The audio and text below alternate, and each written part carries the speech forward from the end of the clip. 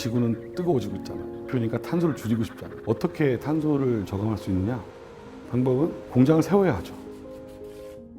근데 우리나라 같은 나라는 제조업이 먹거리의 최선봉에 서 있는 나라인데 제조업을 세운다는 얘기는 나라를 유지하기 어렵다는 이야기잖아요. 세계 산업폐열만 가지고 석탄을 쓰건 휘발유 쓰건 원자력을 제외하고는 다 열이 나오게 돼 있습니다. 보통 일반적으로 한 4분의 1 정도가 그대로 벌어진다고 할 수 있는데 그 벌어지는 에너지만 우리가 가져올 수 있어도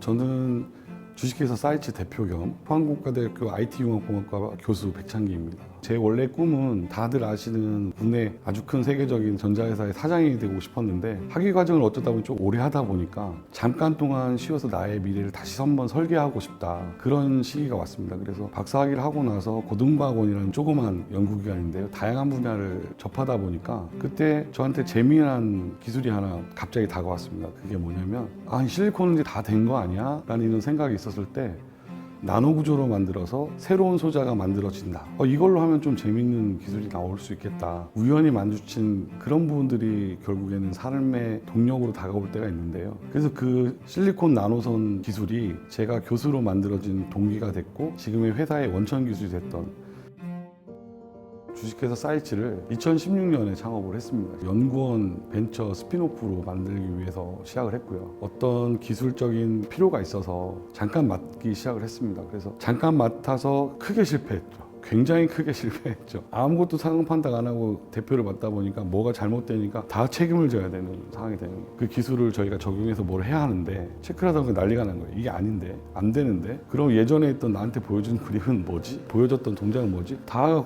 가짜였던 거죠. 가짜 기술을 보여줬던 친구가 저한테 마지막으로 했던 얘기가 있어요. 교수님은 기술도 모르면서 사업을 하시려고 했다고.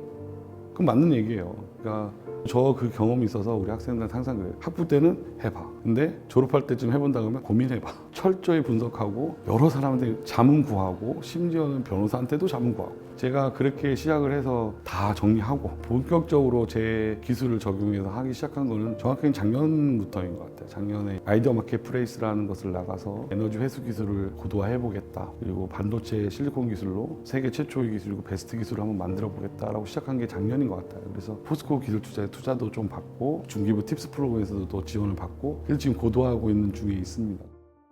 우리가 아주 간단하게 생각해 보시면 이쪽에 사람이 굉장히 많고 이쪽에 사람이 하나도 없어요. 근데 여기다가 계속 뜨거운 공기를 넣어요. 이 사람들 더워서 어떡하죠? 차가운 데로 가고 싶잖아요. 이 사람들이 전기를 만드는 원리를 치는 전하입니다. 전하가 뜨거운 게 많으니까 빨리 이쪽으로 가는 거예요. 이쪽으로 움직이니까 전류가 생기는 거예요. 저희가 공장에 굴뚝이 있어요. 또는 제철 공장에 보면 뜨거운 용광로를 식히고 나온 폐온수가 있습니다. 굉장히 뜨거운 물들일 텐데요. 그 뜨거운 물들이 나오는 쪽을 이쪽에 붙이고 이쪽에는 차가운 냉각수를 원래 들어가는 차가운 물을 넣습니다. 반도체 소자 내에서 뜨거운 쪽에서 차가운 쪽으로 전하들이 움직이게 됩니다. 전기를 만들어내는 거죠. 그렇기 때문에 공장에서 벌어지는 폐가스나 폐온수를 가지고 전력을 낼 수 있는 기술, 이게 폐열 에너지 회수 기술, 이렇게 생각하시면 될 것 같습니다. 기존의 열전 기술들의 가장 큰 문제는 히터를 쓰는 이런 어려운 부분, 고가이거나 아주 매장량이 적은 부분도 있지만 더 문제점 있는 부분은 독성이 포함된다는 문제가 있습니다. 그래서 우리가 사용하는 생활기기에 적용이 됐을 때는 사람의 건강에 반드시 문제를 발생을 합니다. 그래서 저희가 어렵지만 실리콘의 목적을 두고 하는 이유가 거기에 있는 것 같습니다. 반도체 열전 기술은 반드시 대량 생산이 가능하고 친환경 물질로 가져가야만 결국에 기후변화와 인간의 건강에 도움이 되는 그런 기술로 만들어질 수밖에 없습니다. 저희가 위험을 무릅쓰고 도전적으로 해야만 새로운 기술이 만들어지고 결국 기업에 필요한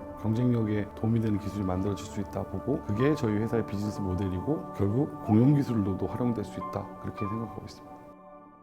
예전에는 내가 만든 기술이 우수하면 쓰여졌거든요. 근데 지금은 시대에 필요 없는 기술을 만들면 사장되는 게 일반적이거든요. 그래서 공학하는 친구들은 반드시 내가 하는 목표하고 세상에 필요한 거를 같이 생각해야 합니다. 항상 기술이 발전됨에 따라서 비욘드 더 휴먼이라는 이야기를 가끔 하거든요. 근데 저는 반대로 생각해요. 그때는 인류가 없는 세상이라고 저는 생각을 해요. 그래서 사람에게 반드시 필요한 적정한 기술을 찾아야 한다. 공학하는 친구들이 크게 또 하나 미스하는 게 있어요. 우리는 풀이를 잘하는 걸 배웠지 그거의 근본 원리를 이해를 못합니다. 그래서 어려운 문제는 잘 푸는 것 같은데 기본 원리를 물어보면 네 이렇게 하거든요. 그런 기초를 모르다 보니까 시대만 따라가거든요. 이제 자기 게 없이 시대만 따라가다 보니까 그 시대가 끝나면 자기가 할 게 없는 공학자가 돼요. 저희가 열전 발전을 이렇게 열심히 꾸준히 하고 있는 이유도 아무도 아직 거기에 도달하지 않았으니까, 누구도 거기에 깃발 꽂지 않았으니까 내가 깃발 꽂으면 내가 1등인데, 그래서 공학하시는 친구들이 생각할 거는 필요한 기술을 만드는 사람이 되고 싶으면 결국에는 기초와 시대와 그 다음에 마지막으로 하나는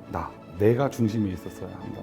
거기서 깃발을 먼저 꽂을 수 있는 분야인지 좀 찾아보는 게 더 중요하다 봅니다. 그래서 제가 전력을 다해서 내년 안에 소자 기술은 어느 정도 끝낸다. 아마도 폐열을 2030년 정도에는 40%를 회수해야 되는 의무량이 떨어질 것 같은 모양새가 보이는데요. 40%를 회수한다는 건 굉장히 어려운 일입니다. 저희도 지금 목표치를 10% 정도 회수하겠다고 하는데 점점 더 소자의 기술 높여서 최종의 목표는 사실 보일러에 적용해서 보일러에서도 전력 정도는 만들어낼 수 있는 그런 기술까지 발전하는 게 저희 회사의 목표이고 저희 연구의 궁극적인 고리일 거라고 생각하고 있습니다.